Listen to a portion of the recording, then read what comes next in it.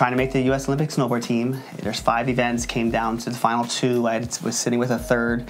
I needed a second, and it came down to this final run. You know, the half pipe comes down, it's 500 feet, 22-foot walls, and New Jersey is the worst place on earth to have a half pipe competition. It was rain, it was warm, it was windy, it wasn't sunny California perfect in your Mammoth or Colorado. It was just part of what they needed to have. I remember my dad very kind of eccentric, and he was always one of those, like, you know, as a professional snowboarder, which is what I did for 16 years, like, you should have a cape on, and when you're hitting the pipe, you go like this.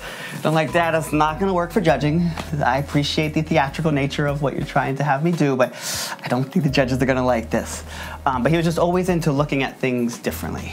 So a very strong crowd, but just being there in the ropes and just it was nighttime and just seeing the lights and glittering off of the snow and everything, and having like really this magical moment. I mean, that's what the Olympics are about, right? Or like the pre-Olympics, magical moment. And just sitting there in just a very soulless state with my wife. For me inside though, my dad had died, I think it was 6 months earlier. So I'm carrying all this guilt with me of like, I'm doing it for you, Dad, which is rad motivation, but you don't want to shoulder that. Well, the best part about the moment that I didn't get the score was Burton Snowboards, who was one of my sponsors at the time. They were doing this movie, a theatrical movie on this. So it was Shaun White, myself, Jeremy Jones, and Kelly Clark. Everyone else succeeded. I was like the failure in the story. It's like, hey, who wants to sign up to be the failure? It's like, yeah, I'll take that role. I forget the score that I needed, but I was 0.03 short. And if I just would have been 0.03 more, I would have made the US Olympic Snowboard team. I think it was like a very just fast-forwarded movie of, yeah, this is you half-assing it, and here's the outcome. Now, can we move forward? At that time, if you had made it, you probably went on to medal.